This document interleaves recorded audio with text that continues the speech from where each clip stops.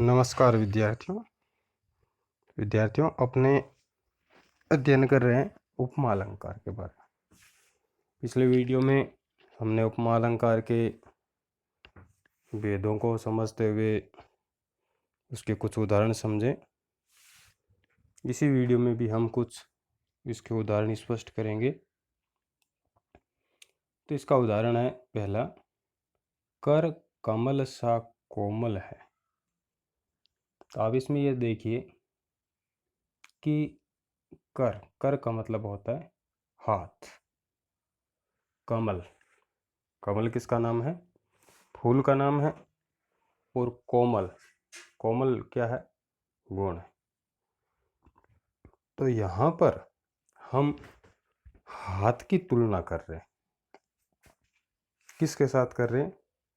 कमल के साथ। कमल में कौन सा गुण है? कमल में गुण है कोमल का। कि जिस तरह से कमल में कोमल का गुण है, वैसा ही गुण हम किसके अंदर देख रहे हैं? कर में, हाथ में। हाथ की तुलना की जा रही है। तो यहाँ पर कर क्या हो गया? उपमेय। और किसके साथ तुलना करें? कमल के साथ। तो कमल बन गया उपमान और साधारण धर्म क्या हो जाएगा? कोमल। और इस साधारण धर्म को दर्शाने वाला जो वाचक शब्द है वो है सा। तो इस तरह से मैंने स्पष्ट कर भी रखा है नीचे। समझ में आ गया होगा या नहीं आया? एक बार फिर से देख लीजिए। इसमें उपमेय क्या है? कर। उपमान क्या है? कमल। और साधारण धर्म है कोमल। और वाचक शब्द है सा। अगर समझ में नहीं आता है तो कमेंट जरूर करिए। अगला उदाहरण है, पीपर पात सरिस मन डोला। पीपर, पीपर का अर्थ होता है पिंपल। पीपल का पेड़ होता है ना। पात, पात का अर्थ होता है पत्ते। सरिस, सरिस का अर्थ होता है के समान। मन का अर्थ मन होता है। डोला यानी विचलित होना। तो इसमें हमने तुलना की है। किसकी तुलना की है? हम यहाँ पर तुलना किसकी करने जा रहे हैं? मन की करने जा रहे हैं। तो मन क्या हुआ? उपमेय। मन की तुलना किसके साथ कर रहे हैं? पिंपल के पत्तों के साथ। तो मन हुआ उपमेय और पीपर पात हुआ इसमें उपमान। अच्छा, मन में गुण कौन सा बताया? जो पीपल के पत्तों में गुण था। पीपर पात का गुण है वही मन के साथ बताया जा रहा है। तो पीपर पात का गुण क्या बताया? डोला यानी डोलना, डगमगाना, हिलना। तो डोला शब्द इसमें हो गया साधारण धर्म। और उसके गुण को दर्शाने वाला जो वाचक शब्द है वो है सरिस अर्थात के समान। तो विद्यार्थियों इसका नीचे स्पष्टीकरण किया हुआ है, समझ में आ गया होगा। इसी तरह से अगला उदाहरण है, मुख चंद्रमा सा सुंदर है। तुलना किसकी कर रहे हैं? मुख की। तो मुख हुआ इसमें उपमेय। मुख की तुलना किसके साथ कर रहे हैं? चंद्रमा के साथ। तो चंद्रमा हुआ इसमें उपमान। चंद्रमा का कौन सा गुण है? सुंदर। और उसी गुण की हम आशा किसके अंदर कर रहे हैं? उसकी तुलना किस में कर रहे हैं? मुख में। तो जैसा गुण चंद्रमा में है वैसा ही गुण कहाँ दर्शाया जा रहा है? मुख में। तो चंद्रमा का गुण है सुंदर और वैसे ही गुण की हम तुलना कर रहे हैं मुख के साथ। तो सुंदर हुआ इसमें साधारण धर्म और सा हुआ इसका वाचक शब्द। तो विद्यार्थियों इस तरह से आपको इस उदाहरण की भी व्याख्या या स्पष्टीकरण समझ में आ गया होगा। आगे चलते हैं। नील गगन सा शांत हृदय था रो रहा। तो देखो,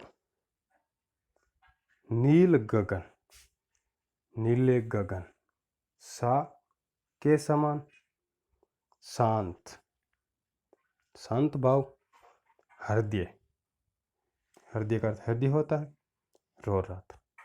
तो हम यहाँ पर किसकी तुलना कर रहे हैं? हृदय की, कि हृदय रो रहा था। किसके समान? नील गगन, यानी नीले आकाश। तो नील गगन हुआ इसमें उपमान और हृदय हुआ इसमें उपमेय। अच्छा, नील गगन कैसा था? शांत। नील गगन कैसा था? शांत। उसी तरह से हृदय में भी तुलना कर रहे हैं हम शांत की। तो शांत शब्द हुआ इसमें साधारण धर्म, और वाचक शब्द आपको समझ में आ ही गया, सा शब्द है वाचक शब्द। इसी तरह से अगला उदाहरण है, हिरनी सी मीन से सुखंजन समान चारु, अमल कमल से विलोचन तिहारे है। विलोचन का अर्थ होता है नेत्र। तो विद्यार्थियों, इसमें देखो सीधी स्पष्ट पहचान है। जैसे मैंने आपको बताया ना, उपमा के 3 भेद, पूर्णोपमा, लुप्तोपमा और मालोपमा। लुप्तोपमा के मैंने फिर 4 भाग बताए थे, समझ में आ गए होंगे। जो अंग लुप्त हो वह नाम दे दिया जाता है। और मालोपमा में हमने क्या पढ़ा था कि एक ही उपमेय की अनेकों उपमानों के साथ जब तुलना की जाती, तो यहाँ पर नेत्र क्या है? उपमेय है। आंखों की तुलना है वो किन किन के साथ की है? हिरनी से, मीन से, अमल कमल से। इसमें सीधी स्पष्ट पहचान ये हो रही है अपने, जहाँ पर हमें वाचक शब्द जुड़े हुए मिल रहे हैं, वो शब्द उन शब्दों के साथ क्या है? तुलना की जा रही है। ये सारे शब्द क्या हो गए? हिरनी है, मीन है, कमल है, ये सब क्या हुए? ये सब हुए उपमान। तो विद्यार्थियों, इस तरह से इसमें मालोपमा अलंकार, मालोपमा अलंकार में सीधी सी पहचान, ये इतना कठिन उदाहरण परीक्षाओं में नहीं पूछा भी जाता है कि जिसमें वाचक शब्द नहीं दिया हो। प्राय वाचक शब्द दिए हुए मिलते हैं। एक से अधिक अगर वाचक शब्द मिलते हैं तो उसमें मालोपमा अलंकार होता है। इसी तरह से नीचे वाला उदाहरण भी देखिए, यह विचार की पुतली का सी, विषम जगत की प्रति छाया सी, विश्वचित्र सी सरित लहर सी, जीवन सी छली सी माया सी। पुतलिका के समान, प्रतिछाया के समान, लहर के समान, जीवन के समान, छल सी यानी छल कपट किए हुए के समान, माया सी यानी माया के समान। तो इस तरह से एक से अधिक जब उपमान हो तो उसमें भी मालोपमा अलंकार होता है। तो यहाँ पर रेखांकित पद है, ये सारे उपमान हैं, और एक से अधिक उपमान है तो इसमें मालोपमा अलंकार हैं। तो विद्यार्थियों, इस तरह से अपना उपमा अलंकार पूर्ण हुआ। आगे चलिए, काम सा रूप प्रताप दिनेश सा, सोम सा शील है राम महीप का। इन पंक्तियों में भी देखो, सोम सा, काम सा, दिनेश सा वाचक शब्द है एक से अधिक। वैसे इसकी स्पष्ट व्याख्या भी नीचे कर रखी है। इसमें भी मालोपमा अलंकार है। इसमें राम सा रूप उपमान है, दिनेश सा प्रताप साधारण धर्म है। तो प्रताप इसमें क्या है? साधारण धर्म। तो इस तरह से यहाँ पर भी मालोपमा अलंकार। अगला उदाहरण, मखमल के झूले पड़े हाथी से टिल्ला। इसमें टिल्ला उपमेय का कार्य कर रहा है और मखमल पड़े हाथी उपमान है, किंतु इसमें साधारण धर्म छुपा हुआ है। ठीक है ना?